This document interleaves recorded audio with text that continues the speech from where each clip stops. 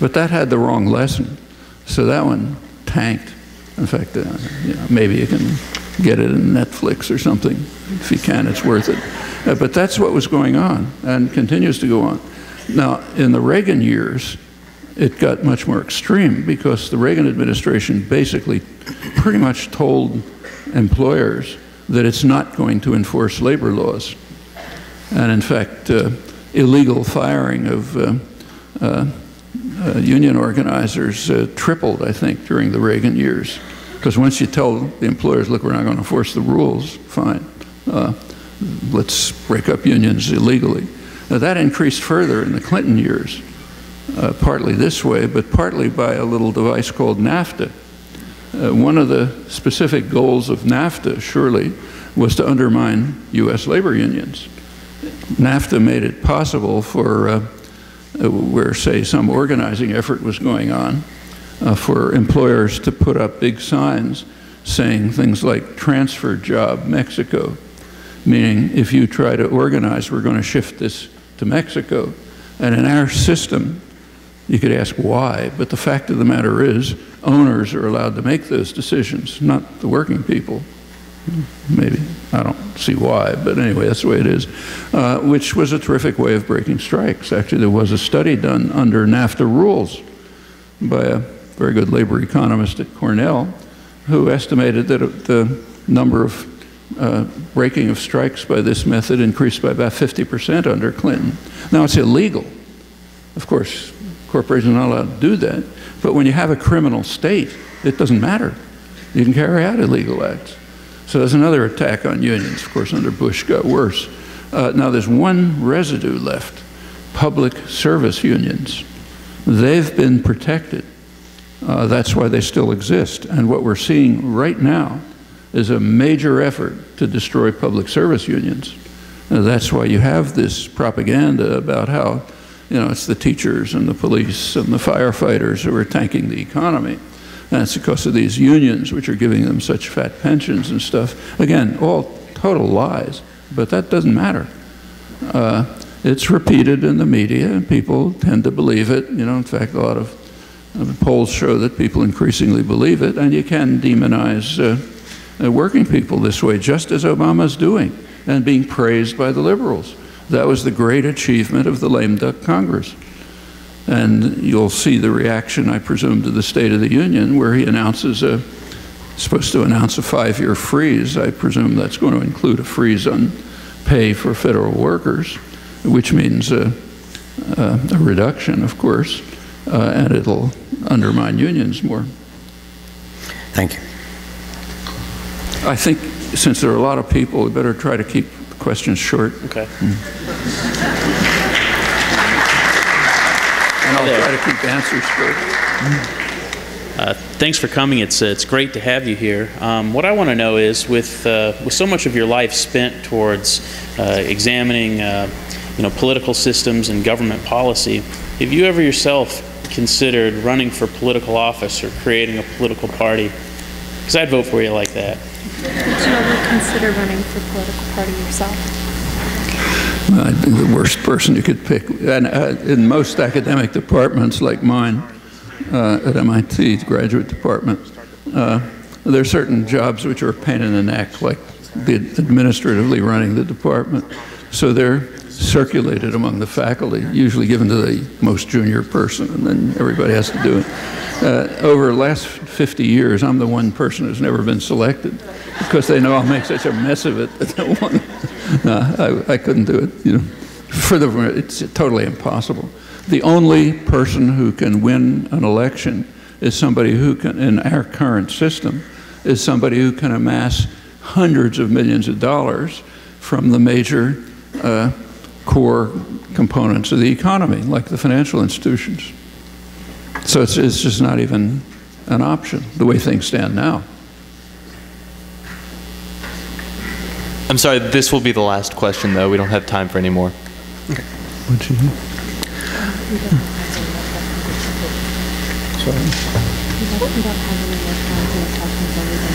Oh, so this is the last question? Okay, sorry.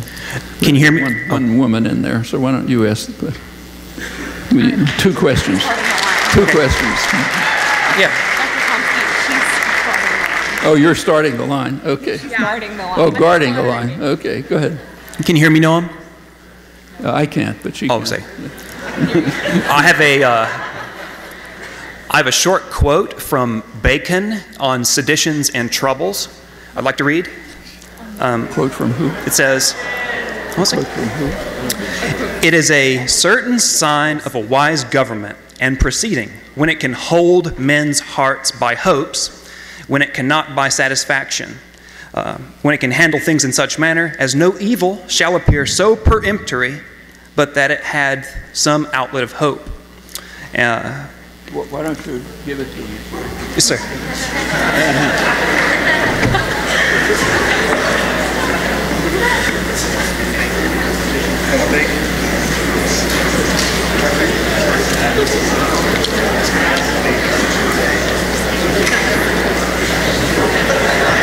I'm not quite sure what his question is. Okay, this is Bacon, not Bacon, which I thought it was at first.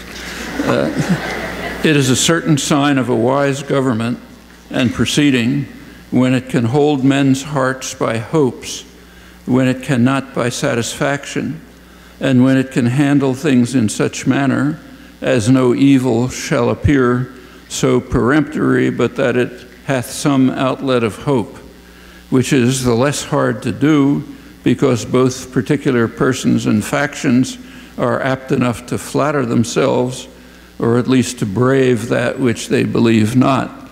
They used to have nice long sentences in the 17th century.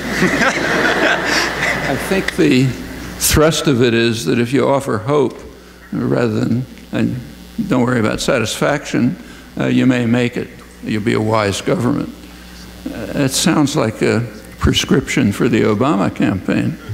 I mean, I don't usually agree with Sarah Palin, you know, but when Sarah Palin makes jokes about what happened to that hopey-changey stuff, it's hard to disagree.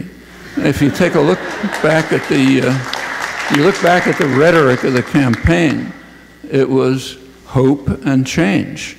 Actually, if you look back, that was the same for McCain.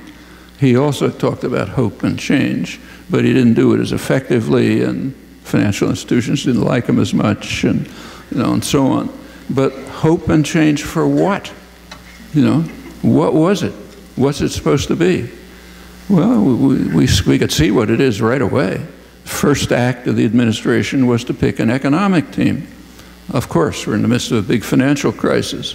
Financial crisis had been created by deregulation, by criminal activities of the big banks, by fraud, and so on and so forth. So who's your economic team? The people who perpetrated it. So for example, Robert Rubin, who was the kind of guru, and the one Obama listened to, he was Treasury Secretary under Clinton. One of his great achievements was to push through the retraction of the Glass-Steagall Act, the Depression-era act, which separated commercial banks from investment firms so that commercial banks would be pretty safe. Investment firms can make wild, actions, but it's not going to harm the savings of people. So Rubin helped break that down, along with Phil Gramm, Republican senator. The first thing he did after he broke that down was leave the Treasury Department, become a director of Citigroup, which immediately benefited from that act by picking up a major insurance company, leading the way to its tanking, at which point the public bailed him out and he walked away with tens of millions of dollars. So that's the guy you pick to be the head. The next advisor is Larry Summers, who fought really hard to break down regulation of derivatives, exotic financial instruments that are another major contribution to the crisis, and so on down the line.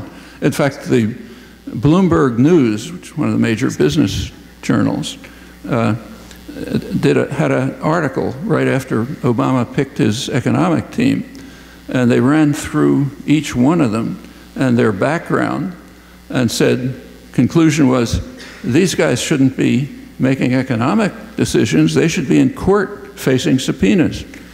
I mean, they're the ones who created the disaster. All right, and from then on, it goes on from there. I mean, take the health reform, big exciting thing. First of all, the health reform was welcomed by the insurance companies. You go back and read the business press in August 2009, Business Week had a front page story, insurance companies, hailing health reform. Then after that, they continued to fight against it because it wasn't good enough for them. But what they liked was they were getting a lot of new customers paid for by the government, but the running the program was going to be in their hands. They'll make the money from it. I mean, some regulations they didn't like, and now they're trying to get rid of the regulations, but that was very good for them.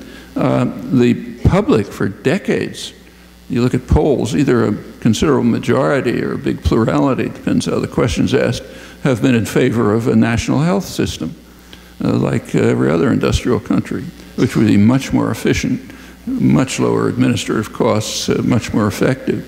But that's been considered politically impossible. In fact, that's the word that's used. Well, Obama was talking about it before he got into office, but that quickly disappeared. There was a little residue of it, the public option, but the financial system didn't like that. The public did. By about 2 to 1, the public favored the public option. That was given away without even an effort, kind of like the tax cut for the rich. 2 to 1 opposed, but who cares about them? One